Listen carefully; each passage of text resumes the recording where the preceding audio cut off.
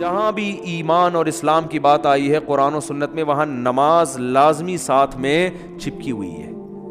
تو اس لیے آپ کو نماز تو پڑھنی ہی پڑھنی ہے, اس میں تو نو کا آپشن ہے ہی نہیں. یہ ثابت کرنے کے لیے ہم کیا ہیں, مسلم ہیں, مرد کو بھی عورت کو بھی. اور یہ صرف بر صغیر میں ہے. اتنی ملیشیا میں ہم نے دیکھا وہاں مسجدیں بھری ہوتی ہیں, سب نماز پڑھتے ہیں, خواتین بھی پڑھتی ہیں ساری, اسکارف لٹکے ہوئے ہوتے ہیں وہاں. بے شک وہ اس کا جاب کر رہی ہے, ہوٹل میں کچھ بھی کر رہی ہے, نماز کے ٹائم پہ عورت بھی آئے گی مسجد میں, اسکارف پہنے گی, پھر وہیں اسکارف نکال کے بھی چلی جاتی ہیں. ٹھیک ہے نا, جیسے ہمارے ٹوپیاں رکھی ہوئی ہوتی ہیں نا ایسے. افغانستان میں سب نماز پڑھتے ہیں, سعودی عرب میں سب نماز پڑھتے ہیں, دبئی میں عرب کے کیسے کیسے عیاش ہیں, نماز کے ٹائم پہ سارے ایسے لگے گا جیسے ان سے بڑا نیک دنیا میں کوئی ہے ہی نہیں. بادشاہ نماز پڑھتے ہیں, وزیر نماز پڑھتے ہیں.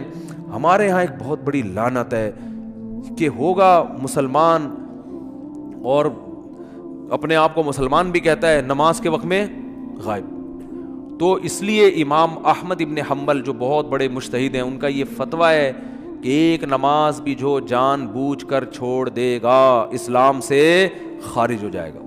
اگرچہ جمہور کا یہ فتویٰ ہے کہ خارج نہیں ہوتا, کفر کے قریب ہو جاتا ہے وہ, لیکن امام احمد بن حنبل کی کوئی کم حیثیت تو نہیں ہے نا. سعودی عرب میں انہی کو فالو کیا جاتا ہے. شیخ بن باز, شیخ صالح العثیمین سعودیہ کے مفتی اعظم رہے ہیں, ان کا فتویٰ اب تک چلا یہی آ رہا ہے کہ ایک آدمی اگر فجر کی نماز کے لیے الارم نہیں لگاتا, اس نے صبح 8 بجے آفس جانا ہے, رات کو سویا صبح 8 بجے کا الارم لگا کے, تو یعنی اس نے پکا ارادہ کیا ہوا ہے کہ میں نے فجر میں نہیں اٹھ رہا. ایک تو ہوتا ہے نا آنکھ کھلی نہیں, ارادہ تو تھا نہیں کھلی آنکھ, پکا ارادہ کیا ہوا ہے. انہوں نے کہا یہ اسی وقت مرتد ہو جائے گا, کیونکہ اس نے پکا ارادہ کر لیا ہے نماز کے قضا کرنے کا, پکا ارادہ.